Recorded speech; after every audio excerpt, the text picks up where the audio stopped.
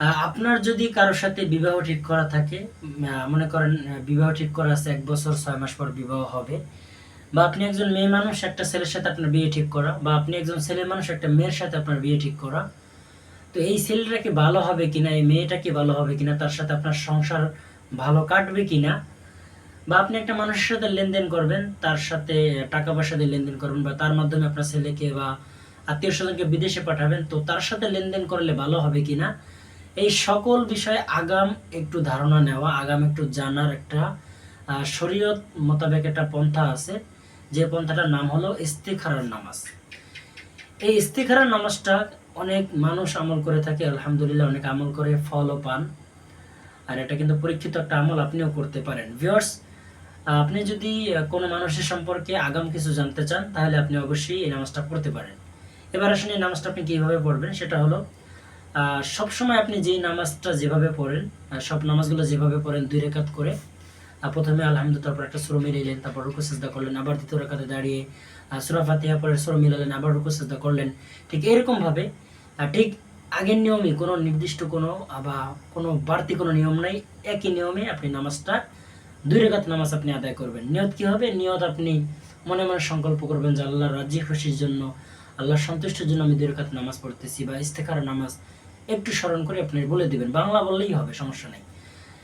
এরপরে নামাজ যখন শেষ, আপনি দোয়া মোনাজাতের আগে নামাজ শেষ করে সুন্দর করে বসে আপনি ইস্তেগফার পাঠ করবেন, আস্তাগফিরুল্লাহ এটা পড়বেন, তারপর দুরূদ শরীফ পাঠ করবেন, তারপর এই যে সূরা ইয়াসিন বা অল্প অল্প করে তেলাওয়াত করবেন, পুরোটা পড়তে হবে না।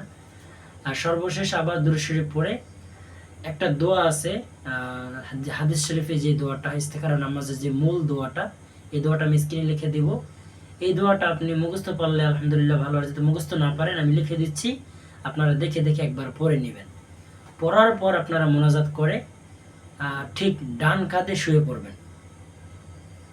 যিনি ইস্তেখারাটা করবেন তিনি ডান কাঁধে শুয়ে পড়বেন। ডান কাঁধে শোয়ার পর সকালবেলা যখন ঘুম থেকে উঠবেন, ঘুমের আগেই আপনাকে স্বপ্নের মাধ্যমেই আল্লাহ তাআলা হয়তোবা আপনাকে স্বপ্নের মাধ্যমে জানিয়ে দিবে আপনি কি জানতে চাচ্ছেন।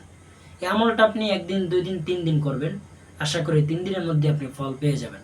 আলহামদুলিল্লাহ, এটা পরীক্ষিত আমল। আর আপনি যদি স্বপ্নে কিছু নাও দেখেন, তারপর আপনি এতটুকু ধারণা পেয়ে যাবেন, আপনার মনের মধ্যে এতটুকু ধারণা চলে আসবে যে আমি যেই ব্যক্তির জন্য ইস্তেখারা করতেছি ওই ব্যক্তি ভালো নাকি মন্দ, এতটুকু ধারণা আপনি পেয়ে যাবেন যদি ৩ দিন আপনি আমলটা করতে পারেন। আশা করি সকলে বুঝতে পেরেছেন। সবাই ভালো থাকবেন, সুস্থ থাকবেন, আর অবশ্যই আমার চ্যানেলটাকে সাবস্ক্রাইব করে রাখবেন। আর প্রতিদিন নিত্য নতুন ভিডিও পাওয়ার জন্য অবশ্যই আপনারা আমার সাথেই থাকবেন। আর আপনাদের যদি কোনো বিষয়ে জানার দরকার থাকে বা জানতে চান, তাহলে অবশ্যই কমেন্ট বক্সে জানিয়ে রাখবেন। আমি ইনশাআল্লাহ শরীয়ত মোতাবেক সাধ্য মতন আমি আপনাদের সাথে কথা বলবো। সবাই ভালো থাকবেন। আসসালামু আলাইকুম।